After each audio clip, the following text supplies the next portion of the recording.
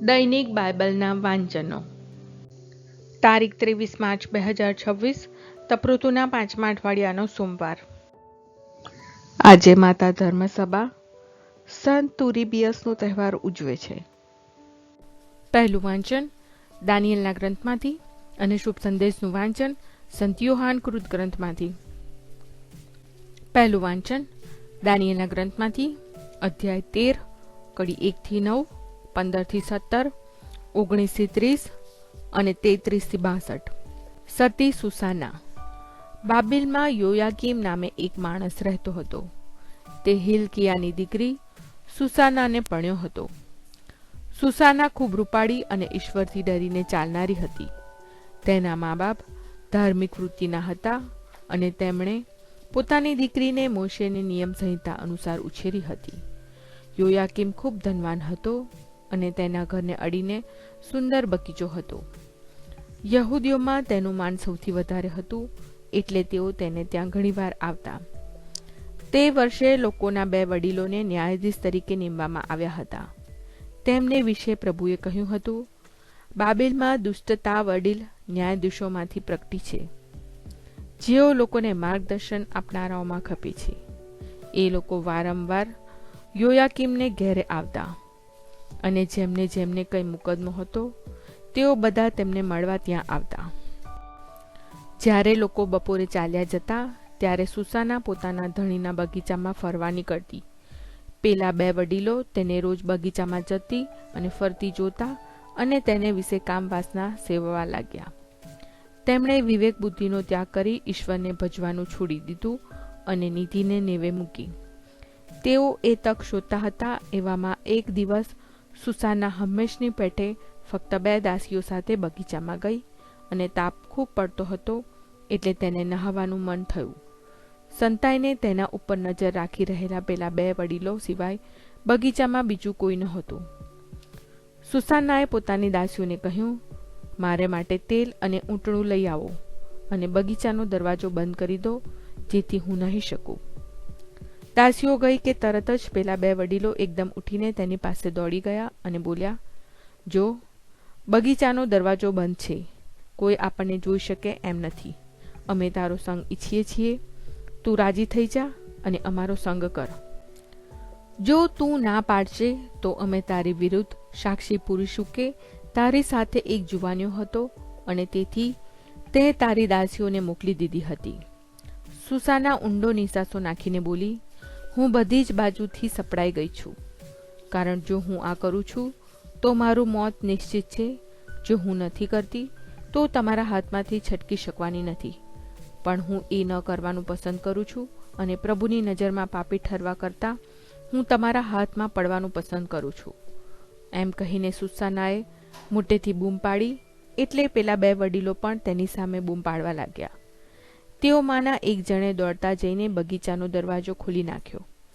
ઘરના નોકરોએ બગીચામાં બૂમરાણ સાંભળ્યું, એટલે તેઓ ખડકીને રસ્તે તેને શું થયું છે તે જોવા દોડી આવ્યા. અને પેલા વડીલોએ પોતાની વાત કરી, એટલે નોકરો તો આભાસ થઈ ગયા, કારણ પહેલાં કદી સુસાના વિશે આવું કહેવાયું નહોતું.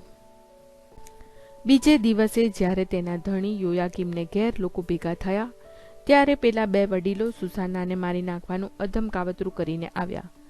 તેમણે લોકોના દેખતા કહ્યું, હિલકિયાની દીકરી અને યોયાકીમની ધણિયારી સુસાનાને તેડાવો.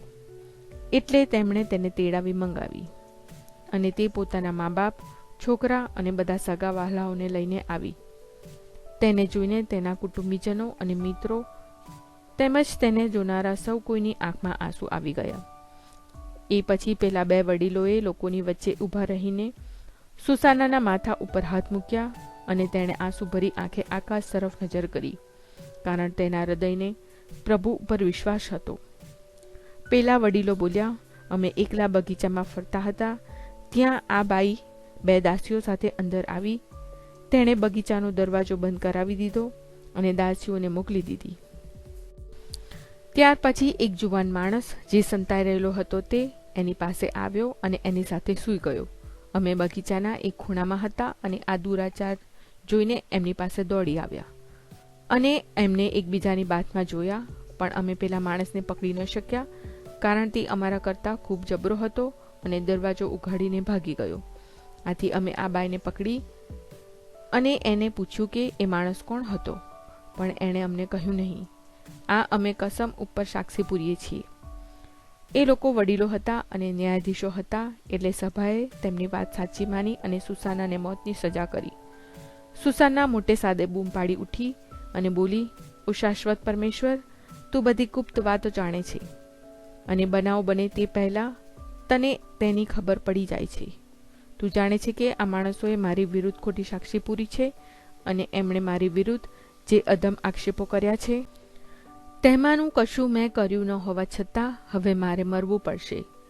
પ્રભુએ તેની ધા સાંભળી અને તેને વધ કરવા માટે લઈ જતા હતા ત્યાં તેણે દાનિયેલ નામના એક તરુણના અંતરાત્માને જગાડ્યો અને તે મોટે સાદે બોલી ઉઠ્યો, આ બાઈના મૃત્યુમાં મારો હાથ નથી.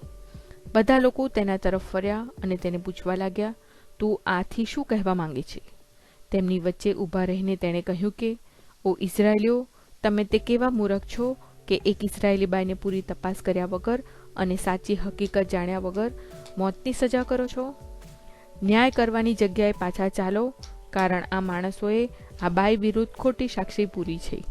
એટલે બધા લોકો ઝટપટ પાછા ફર્યા અને વડીલોએ દાનિયેલને કહ્યું, આવ અમારી સામે બેસ અને જે કહેવાનું હોય તે કહે, કારણ ઈશ્વરે પોતે તને વડીલનો અધિકાર આપ્યો છે.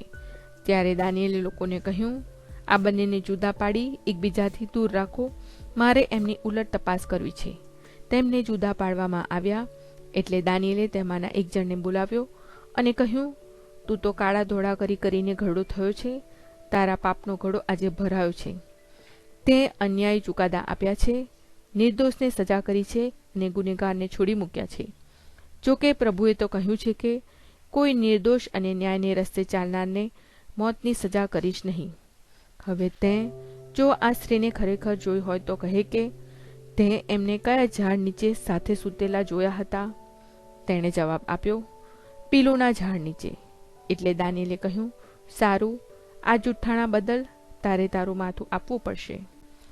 ઈશ્વરના દૂતને ઈશ્વર તરફથી તારી સજાનો આદેશ મળી ચૂક્યો છે અને તે તને પીલી નાખશે.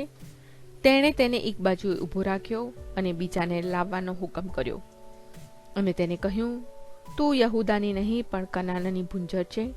તું રૂપમાં મોહ્યો છે અને વાસનાએ તારા હૃદયને ભ્રષ્ટ કર્યું છે. આ રીતે તમે બંને ઇસ્રાયેલની દીકરીઓ સાથે વર્તતા આવ્યા છો અને ડરની મારી તેઓ તમારે તાબે થતી આવી છે. પણ આ એક યહૂદાની દીકરી એવી નીકળી જે તમારી દુષ્ટતાને સાંખી ન રહી. હવે તું મને એટલું કહે કે તે તેમને કયા ઝાડ નીચે એકબીજાને ભેટીને સૂતેલા પકડી પાડ્યા હતા? તેણે કહ્યું, ચીડના ઝાડ નીચે. દાનિયેલે કહ્યું, સારું, આ જૂઠાણા માટે તારે તારું માથું આપવું પડશે. ઈશ્વરનો દૂત હાથમાં તલવાર લઈને તને ચીરી નાખવા અને તમારા બંનેનો સંહાર કરવા રાહ જોઈ રહ્યો છે. ત્યારે આખી સભા પોકાર કરી ઉઠી અને પોતા ઉપર ભરોસો રાખનારને બચાવી લેનાર ઈશ્વરનો જય જયકાર કરવા લાગી. તે લોકો પેલા બે વડીલો સામે વળી ફર્યા, કારણ દાનિયેલે તેમને જ મોઢે કબૂલ કરાવ્યું હતું કે તેમણે જૂઠી સાક્ષી આપી હતી અને તેમણે બીજા પ્રત્યે જે કરવા ધાર્યું હતું તે જ લોકોએ મોશેના કાયદાને અનુસરીને તેમના પ્રત્યે કર્યું. તેમનો વધ કર્યો. આમ તે દિવસે એક નિર્દોષના પ્રાણ બચી ગયા. હિલ્કિયા અને તેની પત્નીએ પોતાની દીકરી સુસાના એક શરમજનક કાર્ય માટે નિર્દોષ ઠરી, તેથી ઈશ્વરનો પાડ માન્યો. સુસાનના પતિ યોયાકીમે અને તેના બધા કુટુંબીજનોએ પણ પ્રભુનો પાડ માન્યો. આ પ્રભુની વાણી છે, તે આપણો આધાર છે. શુભ સંદેશનું વાંચન સંત યોહાન કૃત ગ્રંથમાંથી અધ્યાય 8 કડી 1-11. જે નિષ્પાપ હોય તે પહેલો પથ્થર મારે. પણ ઈસુ જેતુન પહાડ ઉપર ચાલ્યા ગયા. સવારના પહોરમાં ઈસુ ફરી મંદિરમાં આવ્યા અને બધા લોકો તેમની પાસે ભેગા થવા લાગ્યા.